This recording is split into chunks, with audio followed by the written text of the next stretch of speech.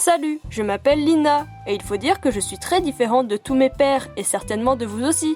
Pourquoi ? Parce que j'ai seulement 10 ans, mais actuellement j'étudie à l'université. Tout a commencé quand je n'avais qu'1 an et que mon père décéda dans un accident de circulation. Ce fut terrible et ma mère en a beaucoup souffert, mais 1 an plus tard, elle a rencontré Nicolas, un scientifique que je ne portais pas trop dans mon cœur pour une raison quelconque.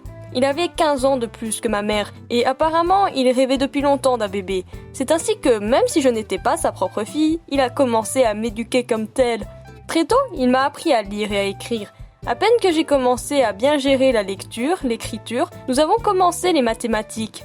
Mais ce qui est drôle, c'est que les enfants de mon âge n'aimaient généralement pas la maternelle à cause des leçons de musique ennuyeuses et d'autres activités qui s'imposaient à eux au lieu de jeux d'enfants.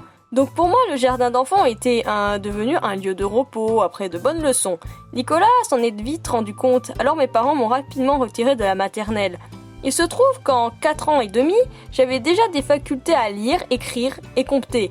Pendant longtemps, les écoles ne voulaient pas valider mon inscription, mais après avoir découvert mes capacités, les responsables d'établissement étaient terriblement surpris. Ainsi, je fus inscrite à l'école le plus tôt que les autres enfants de mon âge. Cependant, j'étais dans une école privée, car l'inscription dans une école publique était impossible. Comme tout m'était facile, il faut dire que je n'avais pas de difficultés au CP.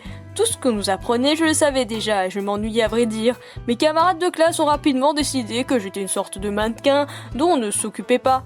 N'étant pas satisfait de la situation, Nicolas a dû discuter en ma présence avec le directeur, prouvant que je n'avais pas ma place en CP. Ensuite, le directeur m'a proposé plusieurs tests de différentes classes. Ainsi, j'ai passé du CP au CM1. Cependant, le directeur a quand même insisté pour que je sois transféré au CE2, car selon lui, l'enfant que j'étais aurait trop de problèmes avec le nouveau groupe.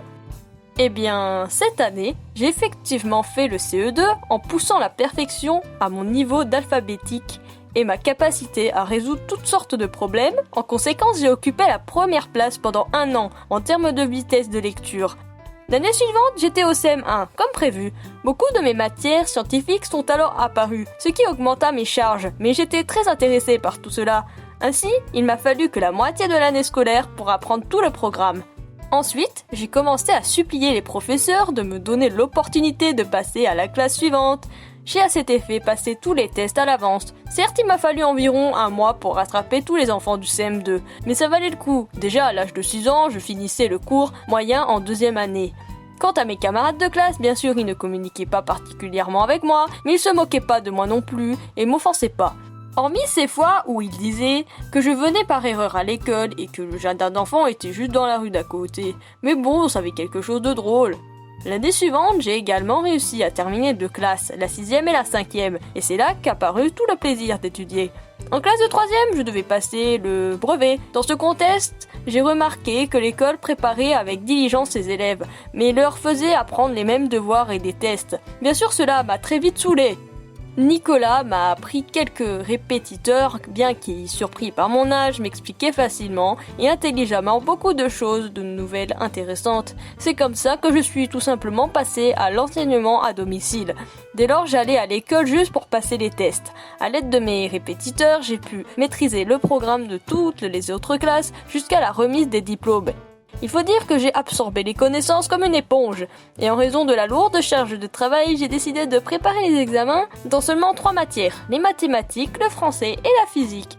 À l'approche des examens, j'ai commencé à supplier le directeur de me laisser passer les tests à l'avance.